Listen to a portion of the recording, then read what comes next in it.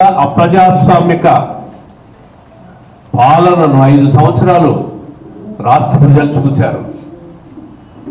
100 రోజుల్లో ఒక పవిత్రమైన ప్రజాస్వామిక ఒక అనుభవం ఉన్న నాయకుడి పరిపాలన ప్రజలు చూశారు. ఎన్డీఏ కూటమి ఈరోజు 100 రోజులు పరిపాలన పూర్తి చేసింది. ఈ 5 సంవత్సరాల పరిపాలన 100 రోజుల పరిపాలన ప్రజలు రాష్ట్రమంతటా కూడా బ్యారేజ్ వేసుకుంటా ఉన్నారు. బ్రహ్మం సాగర్కు నిండిపోతా ఉంది, SR1 SR2 నిండిపోతా ఉంది, పైడిపాలెం నిండిపోతా ఉంది, చిత్రావతి బ్యాలెన్సింగ్ రిజర్వాయర్ నిండిపోతా ఉంది. ఓ పక్క వెల్లిగల్లు ప్రాజెక్టు నీళ్ళు వస్తున్నాయి.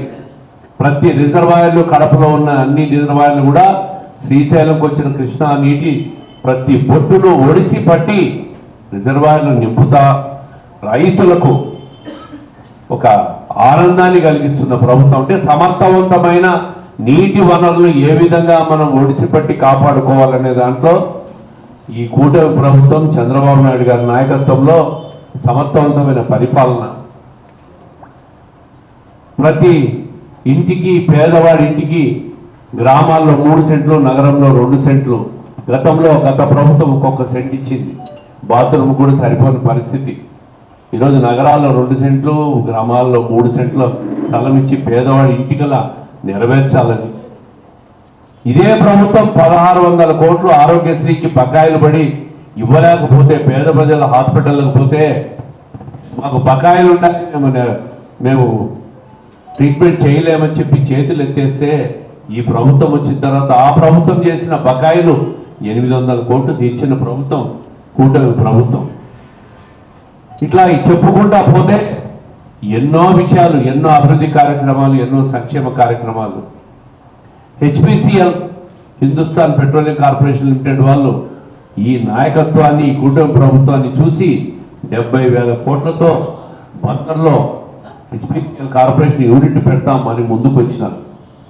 దానివల్ల లక్షల కోట్లు, లక్షల మందికి ఉద్యోగాలు వచ్చే పరిస్థితి. ఇదే విధంగా పెట్టుబడిదారులందరూ కూడా ఆంధ్రప్రదేశ్ వైపు చూస్తూ ఉన్నారు. ఈరోజు ఒక్క వరద వస్తే ఈ కూటమి ప్రభుత్వం ఫేస్ వాల్యూ, చంద్రబాబు గారి ఫేస్ వాల్యూతో ఇప్పటికే 350 కోట్లు సీఎం రిలీఫ్ ఫండ్ విరాళాలు వచ్చినాయి. ఇది చాలా గొప్ప విషయం. ఇది రాష్ట్ర వ్యాప్తంగా 1000 రూపాయలు, 5,000, 10,000, లక్ష, 10 లక్షలు, కోటి, 5 కోట్లు, 10 కోట్లు కూడా డొనేషన్స్ ఇస్తూ ఉన్నారు. ఈ ప్రభుత్వం అభివృద్ధికి, సంక్షేమానికి కట్టుబడి ఉంది. పారదర్శక ఇసుక విధానం, నూతన మద్యం విధానం, గతంలో ఇసుక మద్యం మాఫియా, భూ మాఫియా, ల్యాండ్ టైటిలింగ్ యాక్ట్ పెట్టి ప్రజలను భయభ్రాంతులు గురి చేసింది గత ప్రభుత్వం. ఈరోజు ల్యాండ్ టైటిలింగ్ యాక్ట్ను రద్దు చేసేశారు. నూతన మద్యం విధానం వస్తూ ఉంది, నూతన పారదర్శక ఇసుక విధానం. ఇవన్నీ కూడా ప్రజల్లో సంతృప్తి కలిగించే అంశాలు.